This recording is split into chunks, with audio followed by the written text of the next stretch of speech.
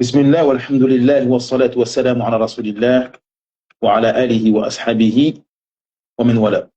أما بعد. Inch'Allah, ce soir, on va parler d'un sujet très intéressant qui est la contraception en islam. Donc, on va aborder des sujets qui sont un peu variés, mais toujours sur le thème de la contraception, qui consiste, on va dire, les naissances, les enfants, etc. Donc, on va essayer de répondre à des questions comme le fait d'espacer les naissances, éviter une grossesse, ne pas vouloir d'enfants. Donc, on va essayer de savoir que dit l'islam à propos de ça. Et donc, c'est un sujet qui touche notre quotidien, qui touche les hommes et les femmes. Et donc, vu que c'est un sujet assez intime, que les gens n'osent pas trop aborder ou ne parlent pas de ça directement, et certains n'ont pas accès à des savants directement. Donc, Inch'Allah, on va profiter de ce live pour essayer de répondre à des questions qui sont posées fréquemment et que les gens peut-être n'osent pas répondre, Inch'Allah Azza wa Jalla. Donc, on va commencer par la première question qui est les enfants en islam. Que représentent les enfants en islam? Donc, déjà, cette question est très intéressante parce que avant de commencer à parler de la contraception, du fait de ne pas vouloir des enfants, il faut toujours se rappeler le bienfait. Il faut toujours se rappeler le bienfait d'une chose avant de parler de ne pas vouloir telle ou telle chose. En islam, les enfants, le fait d'avoir des enfants dans la religion, c'est premièrement un ornement, c'est un bienfait, c'est une immense ni'ma, c'est une grande ni'ma, c'est un grand bienfait, le fait d'avoir des enfants. Et donc, le musulman, il doit chercher ce bienfait-là. Ça, c'est la base. D'accord? Ça, c'est la base. Donc, Allah Azza wa Jal a donné aux humains, aux enfants d'Adam, la capacité d'avoir des enfants, et l'origine, c'est que c'est un bienfait. Ça réjouit les yeux des parents d'avoir un enfant. C'est quelque chose de naturel. C'est une fitra pour lui d'être heureux, d'être content d'avoir un enfant. Ça, on parle bien sûr de la base. Donc les épouses, les époux et les enfants et les petits-enfants également, c'est des bonnes choses. C'est des bienfaits qu'Allah a donnés aux êtres humains. Et également, c'est un dépôt et une épreuve. Bien sûr, c'est un bienfait. Bien sûr, c'est un ornement parce que l'être humain, depuis des siècles, depuis que l'homme est homme, ben, avoir une descendance, une grande lignée, avoir des enfants qui le représentent, qui font sa fierté, ça a toujours été euh, loué et recherché chez les êtres humains. Donc ça, c'est un bienfait. Il n'y a pas besoin de débattre pendant longtemps sur le fait que c'est un bienfait d'avoir des enfants. Mais c'est également un dépôt et une épreuve. Donc Allah Azza wa Jal, quand il donne un enfant à quelqu'un, un homme ou une femme, un musulman, c'est une amana. Cet enfant, il est né sur la saine nature, sur la fitra. Et il est prêt à accueillir la religion d'Allah Azza wa Jal.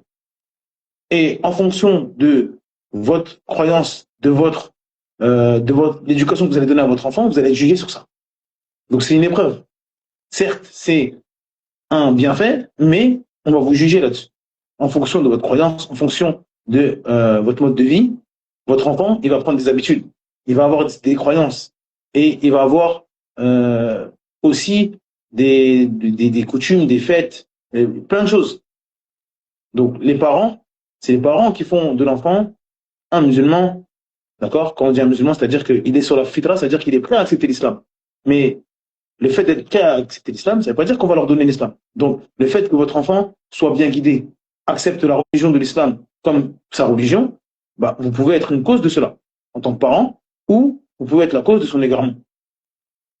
Donc c'est un grand dépôt parce qu'Allah vous l'a donné prêt à accepter l'islam.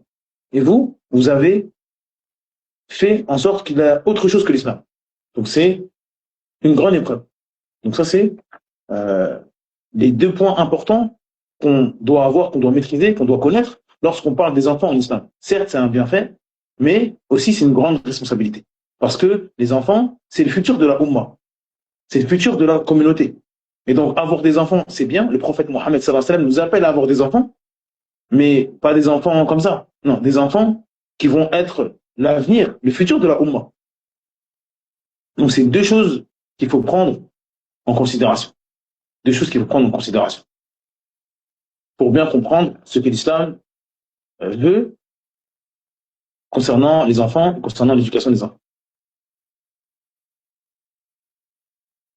Deuxième question, qu'est-ce que la contraception en islam? Donc là, on rentre dans le sujet qui nous intéresse, le sujet du soir, c'est la contraception. Donc c'est quoi la contraception en islam? Donc la contraception en islam, d'accord, c'est-à-dire le fait de, on va dire, en arabe, on va appeler man'ul haml, d'accord, le fait d'empêcher la grossesse. Ça désigne l'ensemble des moyens employés pour empêcher la rencontre du spermatozoïde et de l'ovule, ou empêcher la survenue d'une grossesse avant qu'il y ait conception. Ça, c'est important. C'est important de distinguer qu'est-ce qui est voulu par contraception en islam. Il y a deux choses. C'est le fait d'employer des méthodes pour que le spermatozoïde de l'homme n'entre pas en contact avec l'ovule de la femme. Et d'empêcher qu'il y ait une grossesse, donc que le spermatozoïde rencontre l'ovule, de tout faire pour empêcher cela avant la conception de l'enfant. C'est ça, la contraception en islam. Ça, c'est important de distinguer. Sinon, on rentre dans un autre sujet. Et là, c'est le sujet de l'avortement. Donc, isqat al-haml, le fait d'interrompre, d'arrêter la grossesse. Ça, c'est une chose différente et il y a des jugements différents. Et les savants parlent de ça, mais c'est pas le même jugement et c'est pas le même nom en islam. Parce que là, il y a la présence de la vie. Ça y est, il y a un bébé. Il y a quelque chose qui existe. Alors que la contraception, c'est avant la conception de ce bébé-là. Donc c'est ça, la contraception en islam. Et aussi, il y a un point qu'il faut maîtriser en islam, dans la jurisprudence, quand les savants parlent, parce que le but, c'est de comprendre les fatwas des savants pour pas qu'il y ait des incompréhensions ou des mauvaises interprétations, parce que c'est quelque chose de quand même d'important. Là, on parle de l'avortement, donc il y a des vies en jeu, il y a des bébés, etc. Et donc, on peut comprendre quelque chose de travers et malheureusement, les conséquences sont lourdes. C'est des lourdes conséquences. Donc, il faut bien comprendre. Donc, il faut bien comprendre la différence aussi entre le tanzim, le tanzim al-nasl et le tahdid al-nasl. C'est quoi le tanzim? Le tanzim, c'est l'organisation de la descendance. Ça consiste, par exemple, à espacer les naissances de manière temporaire, dans un cas particulier ou pour un besoin, la santé, l'allaitement, etc. Donc, le fait de chercher à organiser la descendance, dire voilà, je veux des enfants, j'ai rien contre les enfants, mais pas maintenant, dans 2 ans, dans 3 ans, etc. Et le tahdid al-nasl. Donc c'est quoi? C'est la limitation de la descendance. Donc ça, c'est décidé par principe du nombre maximum d'enfants, ou se stériliser définitivement, ou avoir l'idéologie du contrôle des naissances. Donc de dire, moi, j'ai 2 enfants, j'en veux plus, c'est fini. Ou alors de se ligaturer les trompes, des choses comme ça qui fait que voilà, j'ai déjà 3 enfants, j'en veux plus. D'accord, ça c'est haram. C'est différent de celui qui dit, moi, j'ai rien contre le fait d'avoir des enfants, mais dans 2 ans c'est mieux, parce que mon enfant il est petit, etc. C'est compliqué à gérer. Bref, il a des excuses. Et il n'y a pas la volonté de dire c'est fini, je veux plus d'enfants. Ça c'est interdit. C'est haram de dire catégoriquement de dire je veux plus d'enfants et de faire les causes pour ne plus avoir d'enfants. Et donc, on va voir, Inch'Allah, aussi les 4 conditions qui vont permettre justement d'organiser, comme on a dit, les naissances. Parce que ça, même ça, c'est permis, mais il y a des conditions. Organiser la descendance, il y a des conditions. Donc, il faut 4 conditions pour qu'on puisse dire que le fait d'organiser la descendance, c'est permis. La première, c'est le caractère temporaire. Comme on a dit, il faut utiliser un moyen de contraception qui doit être temporaire, qui est réversible et qui ne supprime pas définitivement la fécondité, comme ligaturer les trompes, etc. Deuxième, que le besoin soit réel. Comme on a dit, la santé, l'épuisement, l'allaitement, le danger pour la mère. Des fois, certaines femmes, le fait d'accoucher de manière rapprochée, c'est dangereux Si certains ont fait des interventions pour accoucher, elles n'ont pas accouché par voie naturelle, etc. C'est un peu dangereux, etc. Donc, il y a une raison dans le fait de retarder la naissance ou de ne pas vouloir d'enfant maintenant. Troisième, l'accord mutuel des époux. D'accord? La descendance, c'est un droit partagé. Et aucun des deux époux ne peut priver l'autre de cela. Donc ça veut dire qu'il faut que les deux époux, il faut que les deux futurs parents, en tout cas, l'époux et l'épouse, soient d'accord pour ça. C'est pas permis que l'homme dit, moi je veux pas d'enfant pendant 2 ans. Et la femme dit, moi non, j'ai rien contre ça, je veux. D'accord? C'est pas permis pour lui d'empêcher sa femme ou de forcer sa femme à, à prendre des contraceptifs, etc. Alors qu'elle n'est pas d'accord. Et inversement aussi. D'accord? Une femme qui prend des contraceptifs sans l'accord de son mari, il n'est pas au courant, lui il veut des enfants, et elle, en cachette, elle prend des contraceptifs et lui il ne se comprend pas pourquoi il n'a pas d'enfants. D'accord? Donc ça, c'est pas permis. Et bien sûr, la quatrième, c'est l'absence de préjudice notable. C'est-à-dire qu'il ne faut pas que ce que l'homme ou la femme prend soit dangereux pour la santé, nocif pour la santé. Donc il n'y a pas de mal à prendre des contraceptifs dans les conditions qu'on a citées précédemment, à condition que la contraception ici soit pas nocive pour la santé de la personne. Donc ça, c'est en gros la contraception en islam. On a parlé un petit peu de ce qui est permis et ce qui n'est pas permis dans la contraception, mais on le verra, Inch'Allah, un peu plus en détail. Donc, la troisième question, c'est quelle contraception existait à l'époque du prophète Mohammed sallam. Donc, la contraception, bien sûr, ça existait à l'époque du prophète Mohammed sallam, et ce qui était le plus connu, c'était le azl, ce qu'on va traduire par le retrait. Donc ça, c'est la méthode connue qui était à l'époque des compagnons du prophète Mohammed sallam. Donc le azl, c'est quoi? Ça consiste pour l'homme à se retirer avant l'éjaculation afin que le sperme ne parvienne pas à l'utérus. Donc c'est-à-dire que l'homme, avant l'éjaculation, il se retire pour ne pas que, justement, les spermatozoïdes arrivent à l'ovule. Car on a dit que la contraception, on a donné la définition de la contraception. C'est utiliser des méthodes pour empêcher les spermatozoïdes d'atteindre l'ovule. Donc le azl rentre dans la définition de la contraception en islam. Et également, il y avait à l'époque du prophète sallam, el-rila. El-rila, c'est, on va dire, l'espacement des naissances. Donc ça veut dire que, comme on a dit, le fait de réguler, de faire en sorte que la femme ne tombe pas enceinte de manière rapprochée, etc. Donc c'est une organisation de la descendance. Quand le fait de retarder, de planifier, de faire les causes pour planifier. Donc ça peut se faire par le azl, ça peut se faire par l'abstinence, par le fait d'essayer de calculer les menstrues, l'ovulation, etc. En tout cas, de faire en sorte que la femme ne tombe pas enceinte à une période trop rapprochée avec un enfant ou ne tombe pas enceinte pendant une période. Donc c'était les deux cas, c'est les deux moyens de contraception qui existaient à l'époque du prophète Mohammed sallallahu. Quatrième question, le jugement des différentes méthodes contraceptives. Donc on en a parlé un petit peu, mais là maintenant on va donner les jugements des différentes manières de contraception en islam. Donc, le premier, déjà ce qu'il faut savoir, c'est que les savants contemporains et les savants de manière générale, ils raisonnent par qiyas. Donc ils ont fait une analogie avec ce qui existait déjà. Donc comme on a dit, il faut des preuves.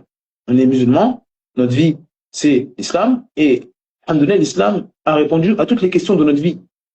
Donc dans les textes, dans le Coran et la Sunna, on a tout ce qu'il faut. Et on a les preuves pour toute chose qui concerne notre vie religieuse. Donc bien évidemment, la contraception en fait partie.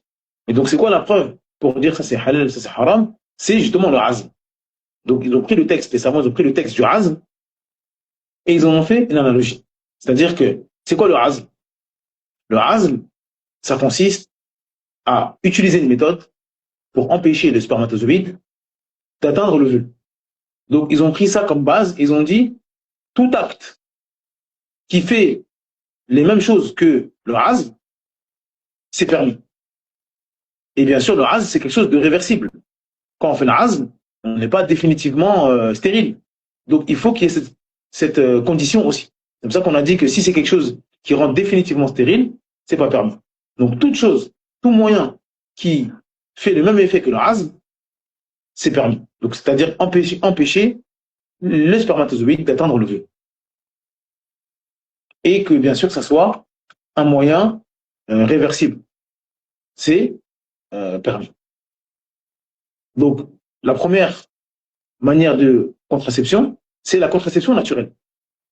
Donc, ça peut passer par l'abstinence périodique. Donc, par exemple, la femme qui a ses menstrues, bah, au début des menstrues ou juste avant les menstrues, normalement, il n'y a pas de fécondation.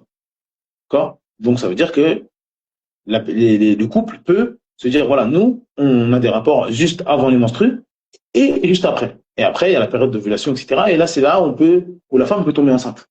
Donc, le couple se met d'accord pour avoir une abstinence dans certaines périodes pour ne pas que la femme tombe enceinte. Ou alors le calcul des cycles. Tout simplement, aujourd'hui, la femme peut calculer son cycle et savoir avec précision quand elle a l'ovulation. Et donc, l'ovulation, c'est là qu'elle peut tomber enceinte. Donc, ça veut dire que elles n'ont pas de rapport elle n'a pas de rapport avec son époux pendant 5-6 jours avant, voilà, on va dire pendant 5-6 jours, parce que avant l'ovulation et après l'ovulation, il y a encore la possibilité de tomber enceinte. Bref, ils font leur calcul et ils s'abstiennent durant une période précise. Ça, c'est la première manière de contraception. Ça, c'est permis. D'accord? Sans réserve particulière. Car, encore une fois, dans un couple, ils décident d'avoir des rapports ou pas. C'est mutuel, c'est consentant, tous les deux. Il n'y a pas de mal. Deuxième, c'est le azl, comme on a dit. Donc le azl, également, c'est permis. Mais à condition de l'accord de l'épouse. Parce que ça, c'est le azl, c'est l'homme qui fait ça. Donc l'homme, il peut faire le azl à condition que sa femme soit d'accord. Car on a dit que la contraception, il faut l'accord des deux époux. Et donc là, vu que le azl, c'est l'homme qui fait ça, la femme n'a pas la capacité de faire le azl, c'est l'homme qui se retire, et ben, euh, on dit que la femme doit être d'accord pour cela. Donc l'homme ne peut pas faire le azl sans l'accord de son épouse. Troisième, c'est la protection mécanique. Donc la protection, on va dire le préservatif. Donc le préservatif, les savants ont dit que c'était permis. Pourquoi? Parce qu'il a le même jugement que le azl. Donc le préservatif, c'est un outil qui permet d'empêcher la rencontre entre le spermatozoïde et l'ovule. Et c'est pas quelque chose de définitif. Celui qui n'utilise plus de préservatif, il peut avoir des enfants par la suite. Donc ça apprend le même jugement que le azl. Donc c'est permis, mais il est là. Et bien sûr, avec les conditions du azl, c'est-à-dire que la permission de l'époux et de l'épouse. Quatrième contraceptif, c'est la contraception hormonale. Donc, les pilules, les patchs, les implants, les injections, etc. Donc, certains savants, ils ont permis sous conditions strictes. D'accord? Sous conditions strictes. Bien évidemment, si la limitation, d'accord, n'est pas définitive. Donc, tout ce qui est des choses qui, définitivement, la personne ne peut plus avoir d'enfant, ça, c'est pas permis, bien évidemment. D'accord? Ou si il y a un préjudice avéré.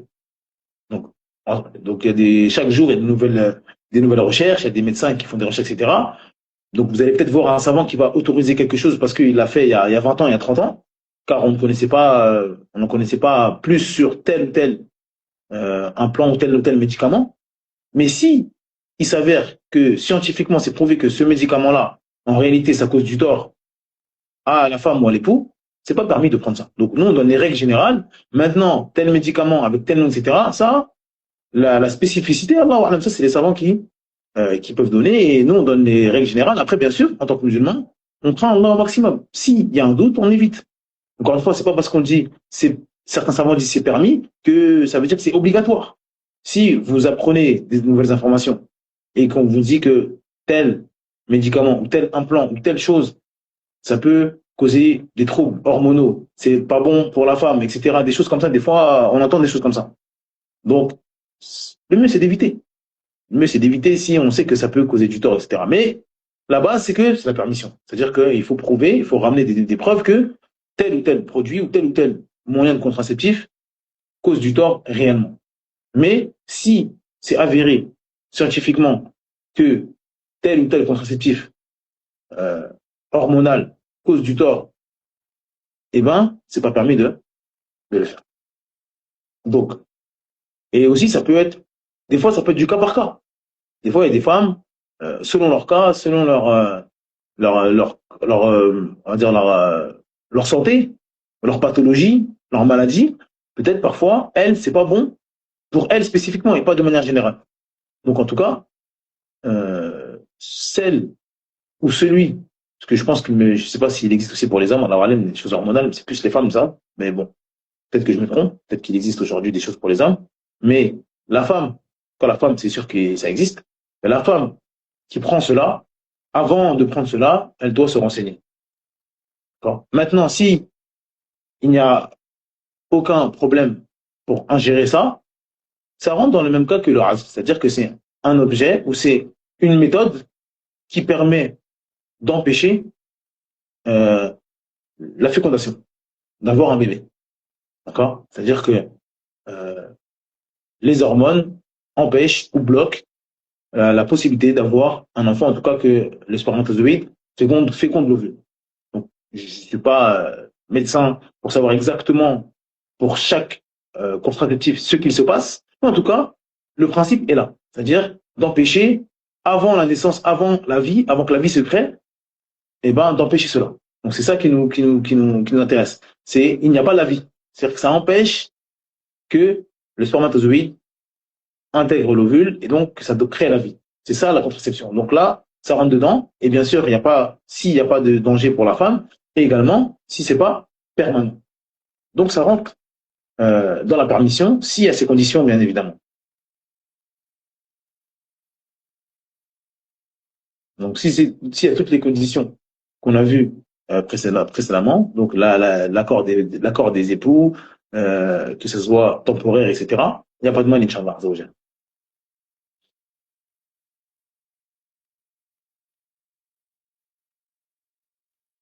Il y a également le cas des stérilés. Donc le stérilet, les savants, ils ont dit c'est permis, mais vraiment là, c'est en cas de besoin réel. D'accord. Les autres cas, c'est permis, il y a un besoin, mais juste, bah, on préfère avoir des enfants dans 2 ans, dans 3 ans. Vraiment, c'est un besoin, parce qu'on a dit que c'est pas permis de de pas vouloir d'enfants de manière, voilà, comme une croyance en disant moi je veux plus d'enfants, etc. Mais le stérilet, il faut que le besoin soit réel. C'est-à-dire on a vraiment une femme où on dit que si elle a un enfant, c'est dangereux pour sa vie. C'est dangereux pour sa vie. Ou alors elle est épuisée parce qu'elle a déjà 3, 4 enfants en bas âge et avoir un autre enfant, ça va être très difficile pour l'éducation des enfants, etc. Vraiment quelque chose qui est présent. On voit ça. On le voit. C'est pas juste, bon, moi, je veux pas d'enfant maintenant parce que j'étudie ou j'apprends le Coran ou des choses comme ça. Ça, c'est des choses euh, qu'on peut entendre. Et donc, on peut utiliser d'autres moyens de contraception, le ASL, etc., en disant, voilà, si j'ai un enfant, frère, mais bon, je préfère attendre 1 an, 2 ans, parce que je préfère aller étudier, aller apprendre le Coran, aller faire des choses pour l'instant. Et comme ça, Inch'Allah, quand j'aurai un enfant, bah, j'aurai le Coran, ce sera plus facile pour moi. Des choses comme ça. Mais le stérilet, il faut vraiment que le cas euh, soit vraiment, dans le problème soit vraiment là. La personne, la femme a déjà 4 enfants, la femme ne peut pas avoir d'enfants. Si le médecin lui dit si tu as des enfants, c'est dangereux pour ta santé, pour ta vie. Là, oui. Dans ce cas-là, parce que le stérilet, ça fait partie des contraceptifs les plus entre guillemets, puissants ou plus sûrs. Donc là, c'est parce qu'il faut vraiment qu'elle n'ait pas d'enfants. Alors que le Raz, celui qui pratique le Raz, ben, la femme peut tomber enceinte. C'est des possibilités. Donc, pareil pour ceux qui calculent, ils font de l'abstinence calculée, etc. Ben, des fois, un jour, on n'est pas un jour près, 1 heure près. Alors, c'est jamais du précis à 100%. Donc, il y a la possibilité d'avoir un enfant. Alors que le stérilet, même si c'est toujours possible, il n'y a jamais zéro, il n'y a pas zéro risque, c'est impossible. Mais c'est quand même, les probabilités sont plus restreintes. Voilà.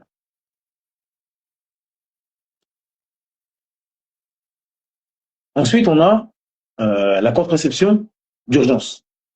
Encore la pilule du lendemain, qui s'appelle la pilule du lendemain.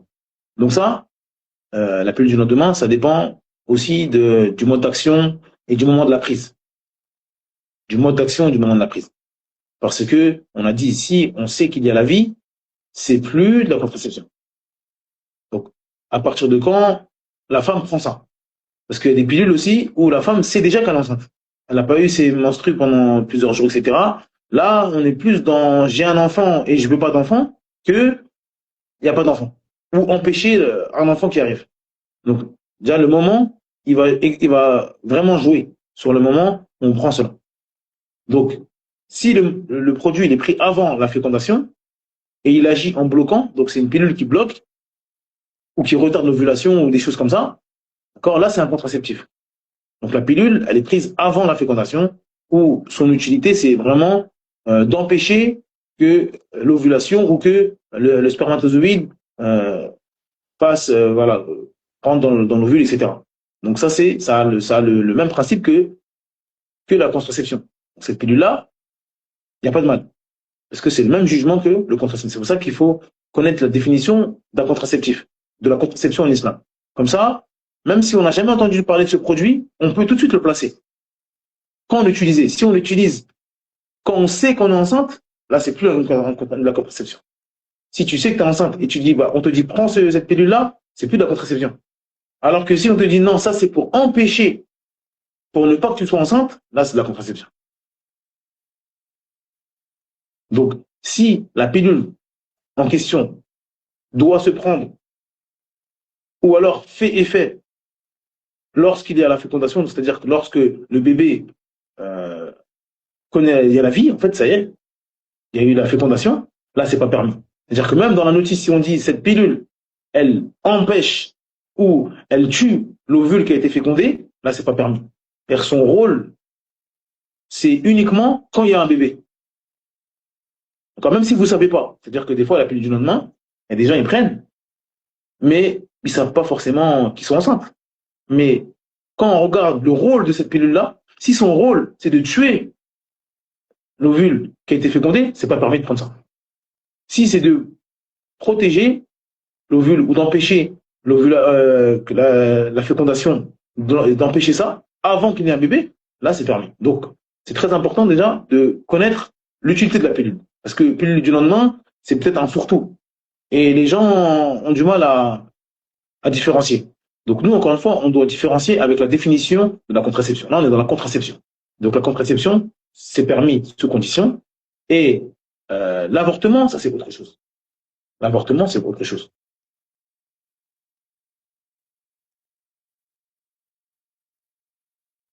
Cinquième question, c'est les effets secondaires peuvent-ils modifier le jugement religieux?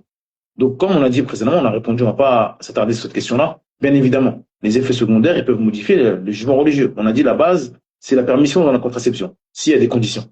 Mais si on s'aperçoit qu'un contraceptif est dangereux pour la santé, pas forcément pour tout le monde, mais pour telle personne. On dit, toi, par exemple, tu as tel symptôme, tu as telle maladie ou tu as tel problème, je sais pas, problème de santé, de problème de sang, problème de, peu importe le problème. On te dit, toi, si tu prends ça, c'est dangereux pour toi, c'est pas permis pour toi. Même si pour les autres, c'est permis. Et si on dit c'est dangereux pour tout le monde, tous ceux qui prennent ça, tous ceux qui prennent ça, c'est dangereux pour eux, là, c'est pas permis. D'accord? Donc, il faut pas qu'il y ait un préjudice.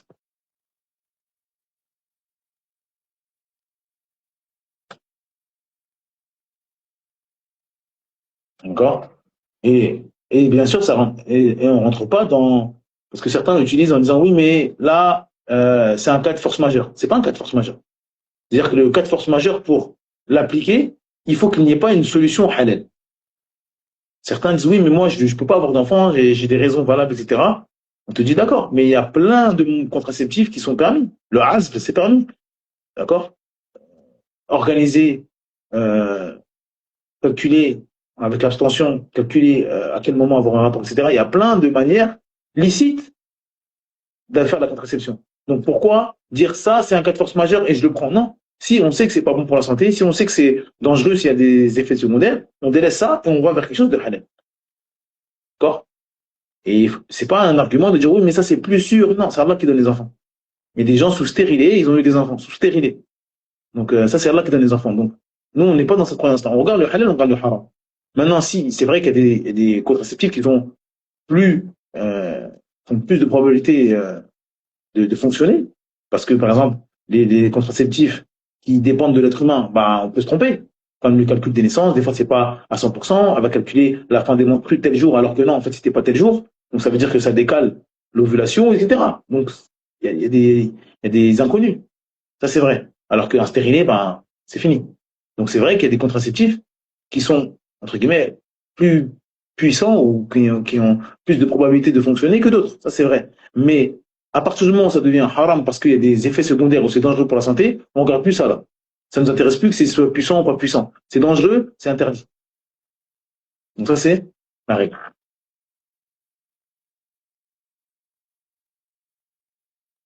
Sixième question, quelle doit être l'intention du musulman quant au nombre de ses enfants? Donc, c'est quoi l'intention que le musulman doit avoir concernant le nombre d'enfants?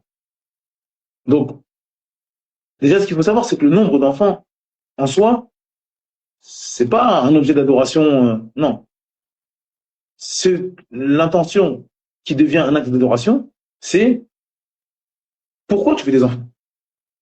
Donc, quelqu'un dit, je veux plein d'enfants pour que ça devienne des footballeurs. Ben, il a eu plein d'enfants, même si c'est un musulman, il a plein d'enfants, mais son intention là, c'est pas une intention louable. Donc, avoir des enfants comme ça de manière absolue, c'est pas ça qui fait que vous êtes récompensé. Non, ce qui fait que vous êtes récompensé, c'est avoir des enfants et les éduquer sur la droiture, sur l'islam, pour que ça devienne des musulmans et un bien pour la communauté. Et pour que ce soit une cause que la communauté s'élève.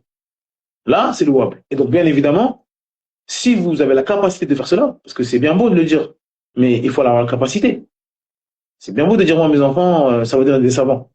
D'accord, mais comment tu vas faire? Est-ce que toi, tu sais le cheminement pour être un savant, etc. Est-ce que toi, tu peux te permettre, ou est-ce que toi, tu as la capacité d'emmener ton enfant à ce but? Donc, mais encore une fois, euh, avoir cette attention-là, c'est louable. Donc, plus j'ai des enfants et plus je veux que mes enfants soient dans ce cheminement-là, mieux c'est. Mais c'est l'intention de base qui fait que bah, c'est louable. Pour un enfant, c'est déjà louable d'avoir un enfant et vouloir l'éduquer sur la droiture, que ce soit un bon musulman. Donc forcément, plus il y aura d'enfants et plus cette intention-là sera pour chaque enfant, mieux c'est. Donc ça, c'est ce qu'il faut bien comprendre. Donc il faut rechercher une descendance pieuse, comme un bien qui est voulu par Allah et son messager, pour que la communauté du prophète Mohammed sallam s'élargisse. Parce qu'avoir plein d'enfants, mais des musulmans qui sont totalement éloignés de la religion, ça ne nous intéresse pas. Ou qui combattent la religion, qui combattent la sunna, ça ne nous intéresse pas. Donc, vaut mieux un enfant sur la sunna bien éduqué que 10 enfants qui combattent la sunna. Donc, l'objectif ici, c'est euh, profiter à la Ummah, à la communauté du prophète Mohammed sallam. Et donc, faire les causes pour cela. Faire les causes pour cela. Et bien évidemment, si vous avez cette attention-là, plus vous avez d'enfants, mieux c'est. Évidemment.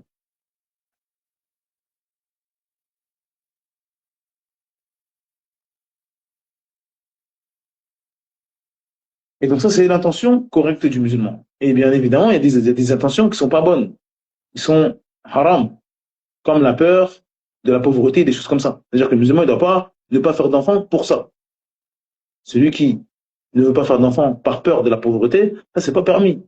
C'est pas permis pour le musulman. Donc l'intention du musulman, déjà, c'est avoir des musulmans, des musulmanes qui soient un bienfait, une plus-value pour la communauté du prophète Mohammed sallam. Ça, c'est une base. Et bien évidemment, qui n'ait pas peur de la pauvreté, qui ne se dise pas, j'ai un enfant, si j'ai un autre enfant, comment on va faire, comment ils vont manger, etc. Ça, c'est pas dans le cerveau, c'est pas dans le cœur du musulman. Parce que le musulman, c'est celui qui adore Al-Razzaq, d'accord, le pourvoyeur. C'est Allah Al-Razzaq, c'est lui le pourvoyeur, c'est lui qui donne. D'accord. Et on a la croyance que quand le bébé, il est dans le ventre de sa mère, sa subsistance, elle est écrite. Ça y est, c'est déjà inscrit. Donc on n'a pas peur. Donc ne pas faire des enfants pour de peur de sa subsistance, de peur de manquer, ça c'est pas permis. Au contraire, au contraire. Ça veut dire que là, il y a quelque chose qui a été inscrit quand tu as un enfant, là, il a inscrit sa subsistance. Donc ta subsistance, c'est toi qui vas lui donner. Donc tu vas augmenter ta subsistance. N'aie pas peur. N'aie pas peur. C'est Allah qui donne.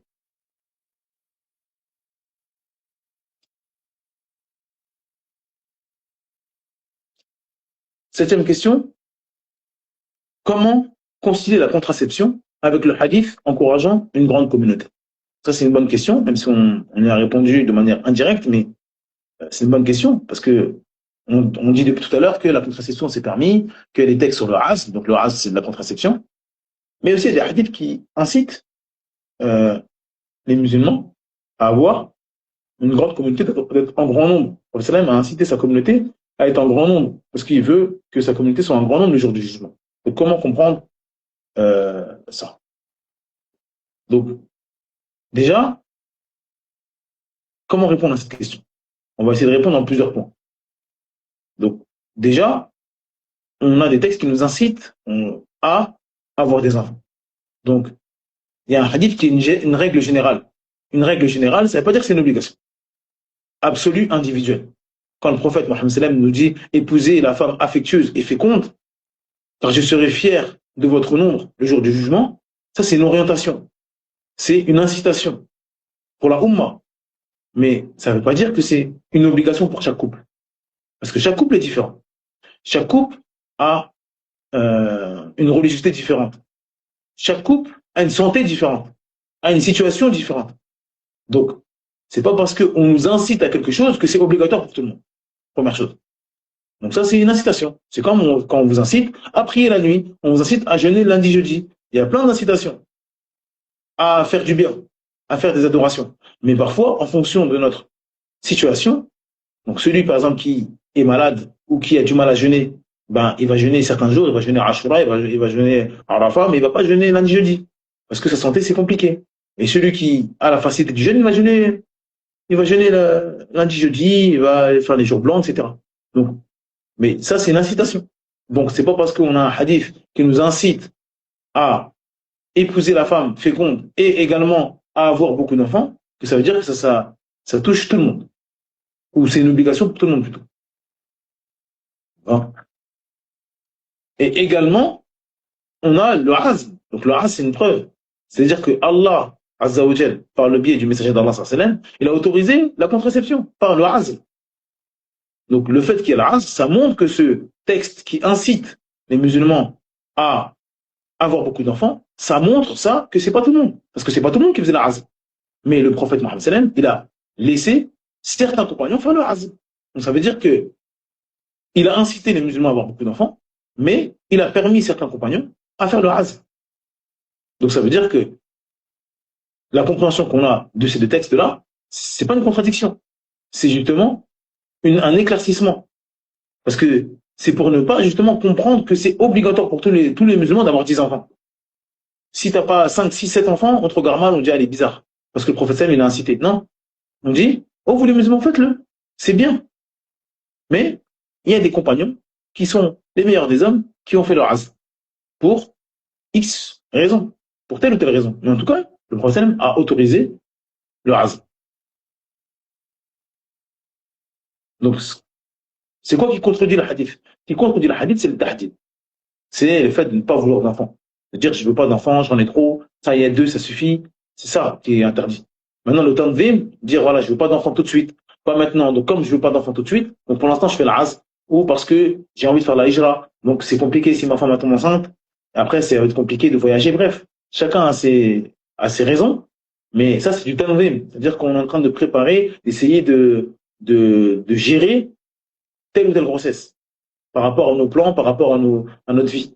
Alors que le tahdid, c'est j'ai 2 enfants, ça me suffit, j'en veux plus. Je veux plus d'enfants.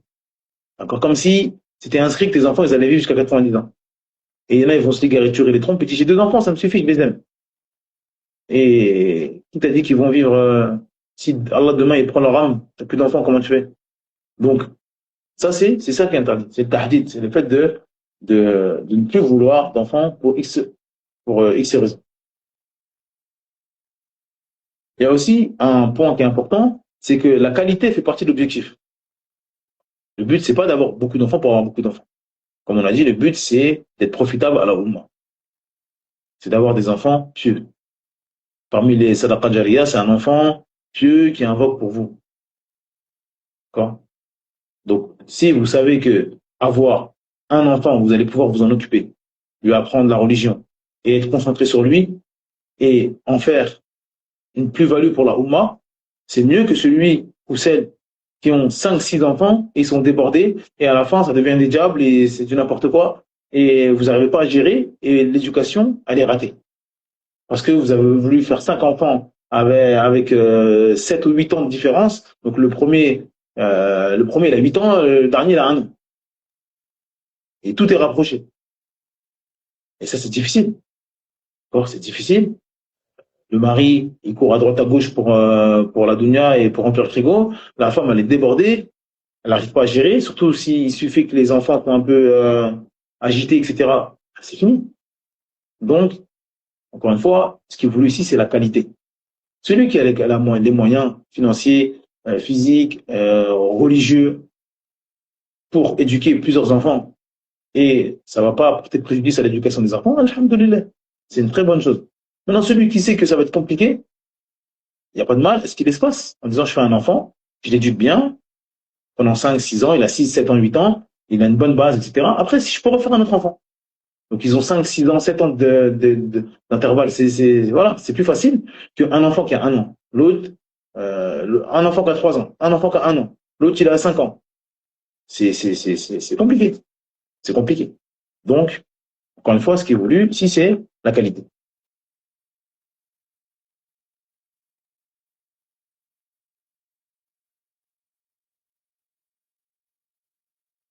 Donc maintenant, on va voir aussi on va voir la contraception selon les situations. À quel moment c'est permis, à quel moment c'est obligatoire, à quel moment c'est pas permis, détestable, etc. Donc le cas où la contraception est obligatoire. La contraception devient obligatoire lorsque la grossesse elle-même est une menace réelle. Donc ça, c'est au nom de la préservation de la vie, ça devient obligatoire. Donc ça veut dire que si on dit à la femme, madame, si vous avez un enfant, votre vie est en danger. Donc là, elle doit utiliser la contraception de manière obligatoire. Parce que le fait qu'elle tombe enceinte, ça peut la tuer. Ça peut la tuer. Donc, ou alors ça peut tuer le bébé, ou ça peut être dangereux pour le bébé et pour elle. Mais en tout cas, il y a un grand danger, et le danger, il est palpable.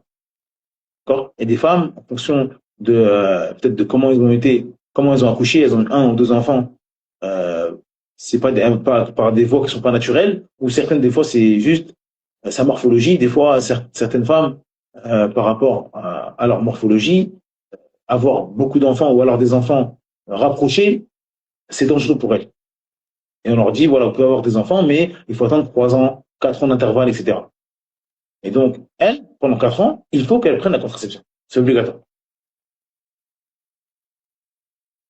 Mais bien sûr, ça, il faut que ce soit un médecin musulman de confiance qui établisse ce jugement. C'est pas elle avec sa tête à dire, ah, moi, je veux pas d'enfant, non. C'est-à-dire qu'à partir du moment où c'est avéré que c'est dangereux pour sa santé d'avoir un enfant pendant X années, eh ben, elle ne prend pas, elle prend des contraceptifs pendant X années. Et bien évidemment, vu que c'est dangereux pour sa vie, elle prend le contraceptif qui est le plus efficace, qui lui permet vraiment de ne pas avoir d'enfant avec une probabilité très élevée. Bien sûr, à condition qu'il n'y ait pas de danger pour sa santé, etc.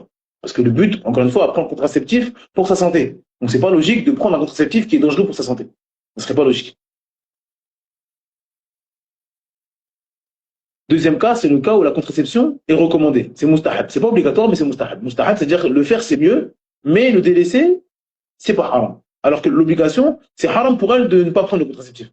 Dans le premier cas, c'est obligatoire pour elle. C'est-à-dire que si elle ne le prend pas, elle est dans le péché. Alors que le deuxième, c'est que c'est mieux pour elle de le prendre, mais si elle ne le prend pas, elle n'a pas de péché. Donc, ça, c'est le cas où la femme, par exemple, elle est épuisée par les grossesses. Elle a des grossesses très rapprochées. Elle a eu 3, 4, 5 enfants très rapidement et elle est épuisée. Les enfants, ils sont fatigants. Elle est fatiguée, elle est épuisée. Là, on dit c'est mieux pour toi de prendre un contraceptif pour ne pas avoir d'enfant. D'accord? Parce que sa santé, elle se dégrade. C'est fatigué, elle n'arrive pas à dormir parce qu'elle a un bébé en bas âge, mais elle doit se lever à 7 heures pour préparer les enfants qui vont à l'école, eux, parce qu'ils ont 5, 6 ans. Et donc, elle est avec le bébé la journée et l'après-midi, quand les enfants ils arrivent, ça court partout. Bref, c'est difficile pour elle de gérer.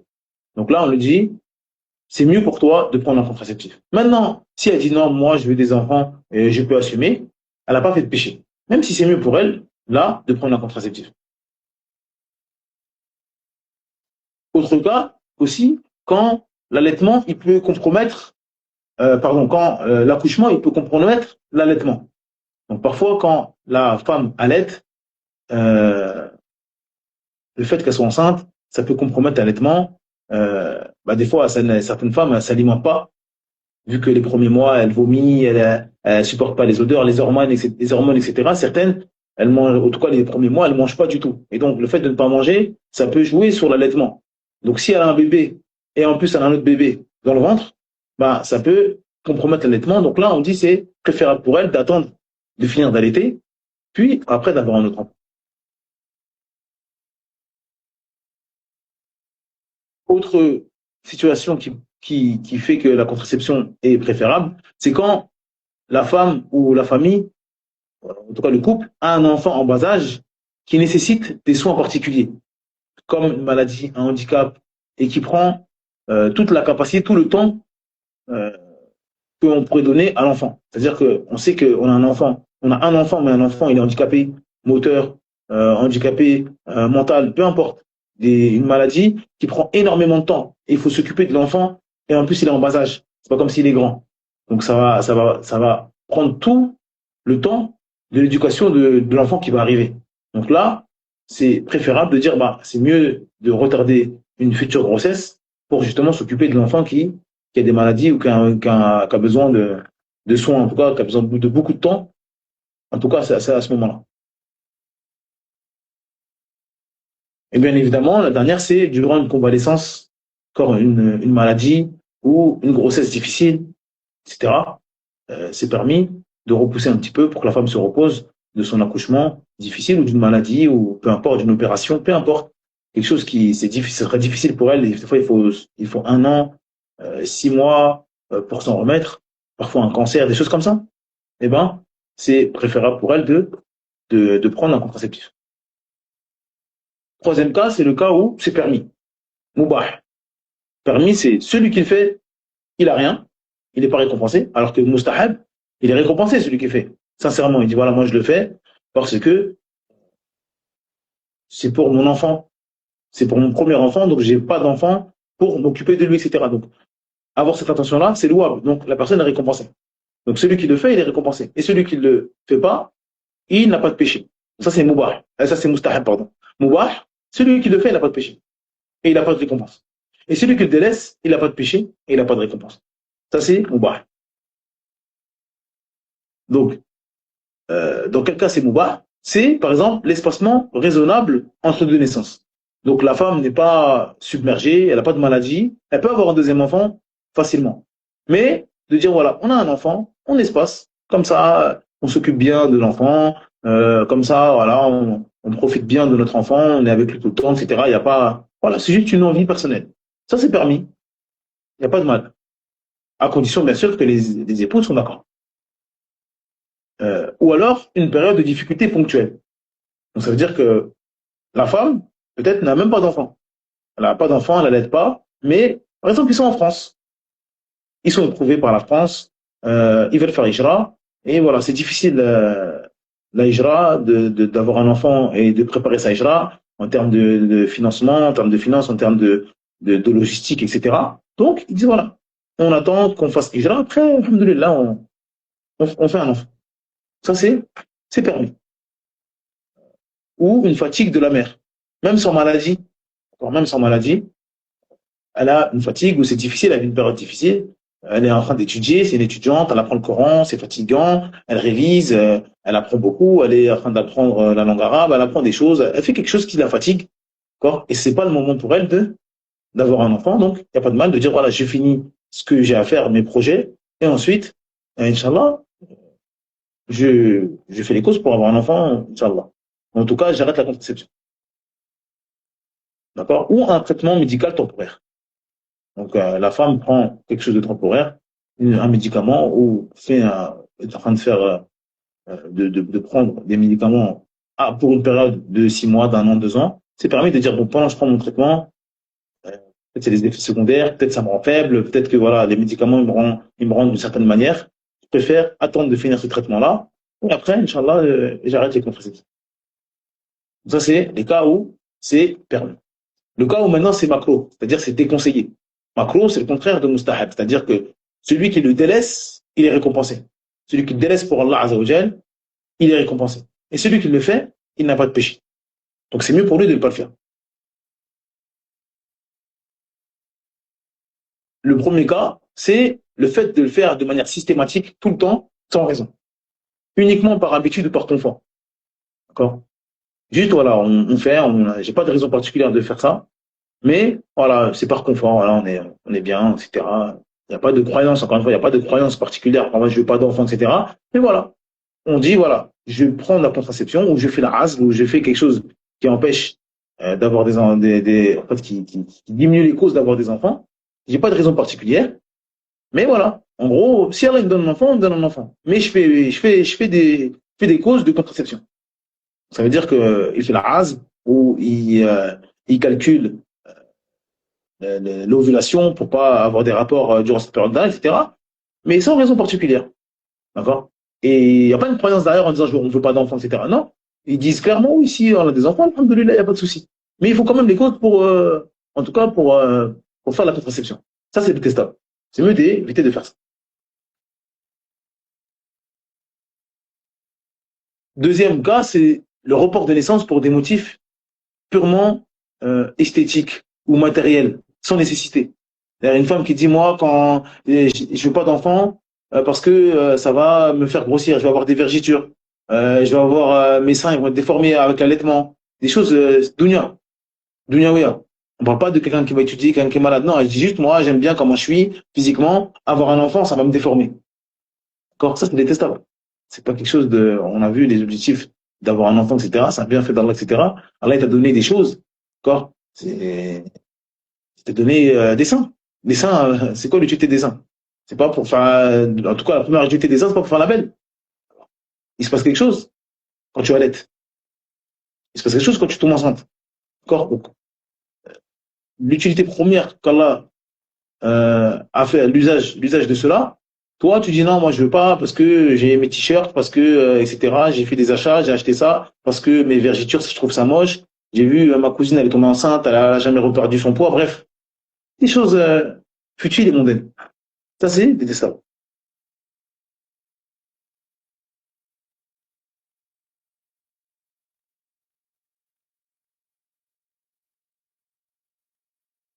Les cas, le cinquième cas, c'est le cas où la contraception est interdite. D'accord? Où là, c'est haram quand même. Donc haram, c'est ne pas le faire. Celui qui le fait, il a un péché. Il mérite le châtiment. Il est sous la menace d'Allah Azza wa Jalla. C'est grave, c'est haram. Donc le cas où la contraception est interdite, bien évidemment, c'est la stérilisation définitive, sans nécessité médicale. Sans nécessité médicale. On ne parle pas de quelqu'un qui dit, voilà, madame, toute votre vie, si vous avez un enfant, vous allez peut-être mourir. Donc là, on peut avoir l'hypothèse d'avoir une stérilisation définitive parce que sa vie, elle est en danger, quoi qu'il arrive. D'accord? Certaines femmes, c'est tellement douloureux, elles peuvent avoir des cancers, elles peuvent avoir des maladies, ils font l'ablation des ovaires, des choses comme ça, parce que voilà, si on ne fait pas ça, vous allez mourir, ou des choses comme ça, un cancer, des choses comme ça, là, on ne parle pas de ça, on parle de quelqu'un qui dit, voilà, moi je me ligue sur les trompes, je veux avoir gardé ma taille de guêpe, je veux être belle, etc. Donc, je veux pas d'enfant, hop, stérilisation définitive. Ça, c'est pas permis, c'est haram. D'accord? Deuxième point, on l'a dit tout à l'heure, la contraception motivée par la crainte de la pauvreté. Ça, il y a des textes clairs sur le fait de dire pourquoi tu veux pas d'enfant. Moi, j'ai peur de la pauvreté. Si j'ai un enfant, comment je vais faire pour avoir de l'argent? J'ai besoin d'argent, c'est pas financièrement, c'est pas possible. Je peux pas avoir d'enfant, donc je veux pas d'enfant pour cette cause-là, pour cette raison-là. Ça, c'est pas permis. Autre contraception, c'est une contraception imposée par un des deux époux, sans consentement.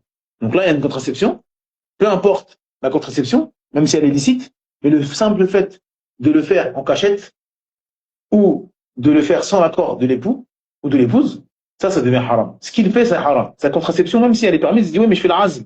Oui, mais il fait la azl alors que sa femme ne veut pas. Sa femme a dit, moi, je veux pas que tu fasses le azl. Moi, je veux des enfants. Et lui, il dit, moi, je veux pas d'enfants. La base, c'est que tu n'as pas fait la azl. Si tu n'as pas l'accord de l'épouse. Et pareil pour la femme. La femme a dit, moi, je veux pas d'enfant, je veux, comme on a dit, euh, je veux pas avoir des vergetures, je veux pas grossir, etc. Donc, en cachette, elle met un stérilet. Ou en cachette, elle prend la pilule. Et le mari, il n'est pas au courant. Et donc, il n'est pas d'accord avec ça. Ça, c'est haram. Elle fait de la contraception qui peut être permis dans certains cas, mais là, elle, c'est haram ce qu'elle fait. Pourquoi? Parce qu'elle n'a pas l'accord de son époux.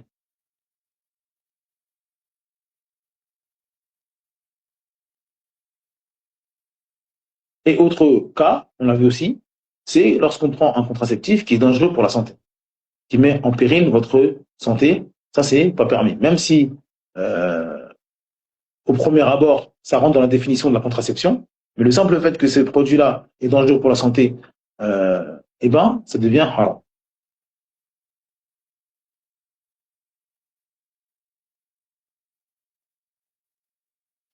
9e question, qui décide dans le couple? Bon, on a déjà répondu, on ne va pas euh, euh, rentrer en profondeur dans cette question-là, parce qu'on a déjà répondu. Le principe de descendance, c'est un droit partagé. C'est un droit partagé. Ça, c'est les deux époux qui ont leur mot à dire dans ça. C'est ni l'homme ni la femme ne peuvent priver l'autre, d'accord, unilatéralement. Ça, c'est pas permis. Donc, il faut l'accord des deux. La femme n'a pas à dire c'est mon ventre, c'est mon utérus, je fais ce que je veux. Et l'homme n'a pas à dire c'est moi le chef, Allah il a donné autorité sur aux hommes, sur les femmes, je fais ce que je veux. Non. Dans la 10e question, Inch'Allah, euh, dans la 10e question, on va parler des situations précises. Euh, on a dit, on a répondu, donc ça va aller un peu plus vite, vu on a pris beaucoup de temps pour répondre, entre guillemets, dans les questions théoriques. Donc, une fois qu'on maîtrise bien les questions théoriques, bah, c'est beaucoup plus facile ensuite de répondre aux questions spécifiques.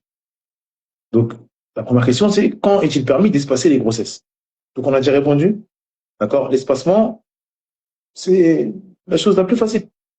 Donc, on a dit, tant que la contraception est permise, l'espacement, tant qu'il n'y a pas une date, entre guillemets, ça dit définitivement, je veux plus d'enfants, et qu'on dit, voilà, pour 2 ans, pour 1 an, en fonction de notre objectif, en fonction de ce qu'on veut et notre situation, l'espacement, il est permis.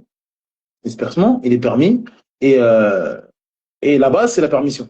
Sauf si on rentre dans quelque chose qui devient interdit, c'est-à-dire, soit on utilise un contraceptif qui n'est pas correct, une contraception qui n'est pas permis en islam, ou soit on espace, mais pour des mauvaises raisons, donc la peur de la pauvreté, etc. En tout cas, soit en fait, l'espacement c'est permis, sauf si on tombe dans un interdit dans la contraception, qu'on a vu précédemment. Ça, c'est plus simple. Comme on a dit, peut-on limiter les naissances pour mieux éduquer ses enfants? Ça aussi, on a dit. Donc, c'est permis de limiter les naissances pour mieux éduquer ses enfants. Mais tout dépend de l'intention. Si c'est la peur de la pauvreté, si c'est des choses haram, ben c'est haram. Si c'est des choses permises, en disant voilà, on limite parce qu'on veut bien éduquer notre enfant, parce que ben, si on a 4 enfants, c'est compliqué de faire les devoirs à 4 enfants en même temps, c'est compliqué de faire telle ou telle chose avec les enfants en même temps, donc on veut qu'ils soient éduqués euh, de la meilleure manière possible. Et donc si les enfants ils sont trop espacés, leur âge il est trop espacé, ben, ils vont avoir les mêmes besoins. D'accord? Un enfant de 15 ans et un enfant de 6 ans, ils n'ont pas les mêmes besoins. Donc, c'est possible de se concentrer sur un et, entre guillemets, ne pas donner cette chose-là à l'autre. Mais si vous avez un enfant de 6 ans, un de 4 ans, un de 3 ans, bah, généralement, leurs besoins ils sont très proches. Et ils vont généralement avoir ces besoins-là au même moment. Et donc, c'est compliqué d'être à 4 endroits en même temps.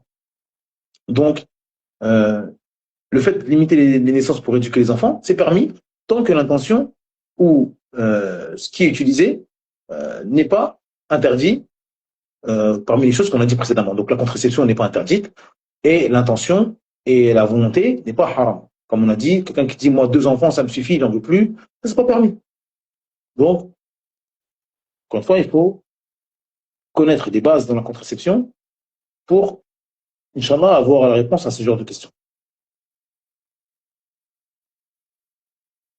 Autre question, une femme ayant subi plusieurs césariennes peut-elle arrêter les grossesses? Donc, ça c'est le cas le plus connu quand on a dit la femme qui dont le médecin lui dit tu ne peux pas avoir d'enfants, etc. Ou en tout cas, il faut attendre pour avoir des enfants. La césarienne, c'est connu qu'on ne peut pas on peut pas faire beaucoup de césariennes à des temps rapprochés. C'est quelque chose de connu. Donc, évidemment, comme on ne peut pas, c'est dangereux pour la santé de la mère. Donc, évidemment, en fonction c'est du cas par cas, des fois, même les morphologies de certaines femmes, c'est encore plus dangereux, la césarienne. En fonction de chacun. Mais de base, la césarienne, c'est quelque chose, on ne peut pas avoir 6 enfants de césarienne sur 8 ans d'affilée. Donc, forcément, les médecins vont vous dire, là, vous avez déjà eu 1 ou 2 enfants par césarienne, donc, pendant telle ou telle période, vous ne devez pas avoir d'enfants. Voilà. Donc, encore une fois, si la grossesse peut provoquer un danger palpable, réel chez la femme, c'est bien évidemment permis de prendre une contraception.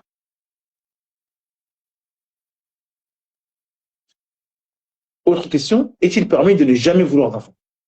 Voilà. Ça, comme on a dit, c'est pas permis. Ça, c'est le fait de refuser un principe fondamental en islam, de base.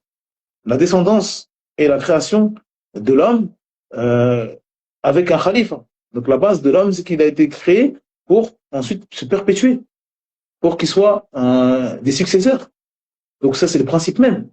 D'accord? Donc dire je ne voudrais jamais d'enfant, non. D'accord?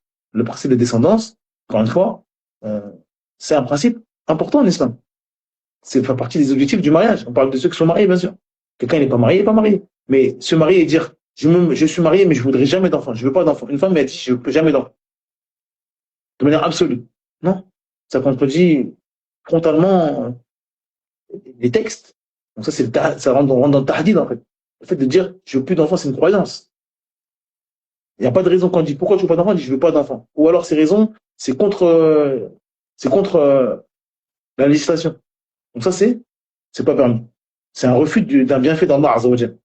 Donc, encore une fois, dire je veux pas d'enfant pour des raisons comme on l'a vu précédemment, pour l'instant je veux pas d'enfant, c'est mieux de dire même pour l'instant je veux pas d'enfant, telle et telle raison, il n'y a pas de mal. Mais dire, et en faire une croyance, de dire moi j'aurai jamais d'enfant, je veux pas d'enfant, etc. Ça c'est pas des paroles comme le monde dit.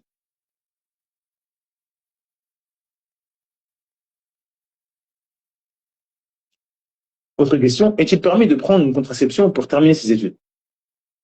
Donc encore une fois, ça rentre dans toutes les questions qu'on a vues. C'est des cas pratiques, mais on les a vus.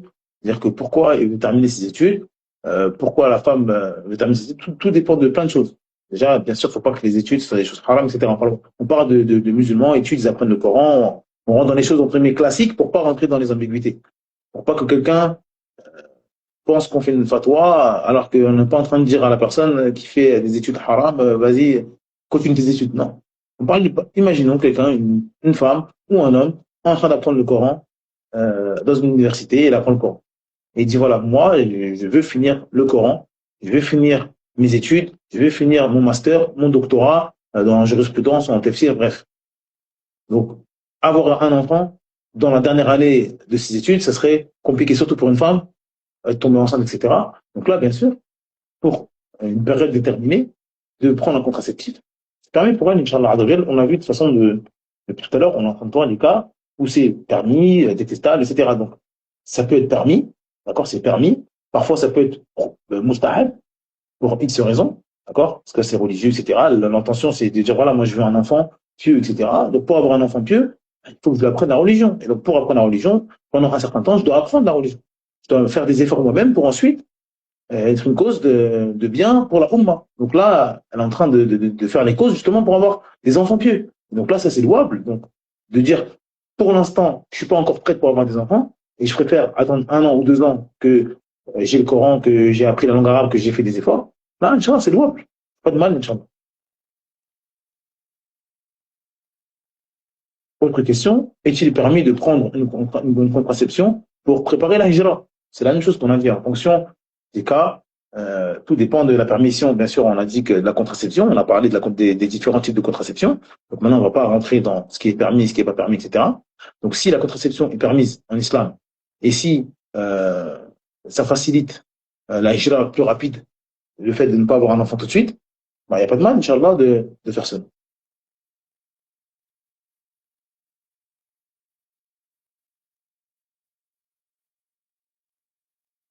Donc, voilà. Il n'y a plus de questions, je pense. Voilà, il y a plus de questions, Inch'Allah. C'était la dernière question. Donc, pour clôturer, euh, la contraception, c'est un sujet que les musulmans doivent maîtriser. C'est important. Ça touche beaucoup de musulmans qui sont mariés, mais en tout cas, on a tous des amis, des fréquentations, des frères, des sœurs qui sont touchés par ça. Même si peut-être vous n'êtes pas marié et vous n'êtes pas directement touché par ça, bah, bientôt, Inch'Allah, vous allez peut-être bientôt l'être. Ou alors, au minimum, vous avez des frères, des sœurs, des amis qui, eux, sont mariés. Et beaucoup, malheureusement, s'en mêlent les pinceaux dans la contraception. Certains vont dire non, mais c'est interdit de manière absolue parce qu'ils vont confondre certains types de contraception. Ils vont confondre aussi la contraception avec l'avortement, etc. Donc là, on est dans la contraception. Et, euh, et donc, ça a une définition précise et qu'il faut maîtriser. Et il faut avoir les subtilités dans quand c'est permis, quand c'est pas permis, quand c'est préférable, etc. Donc voilà, Inch'Allah Azzawajal. Bah, j'espère qu'on aura rendez-vous pour un autre sujet. Et voilà, je vous dis salam alaikum wa rahmatullahi wa barakatuh.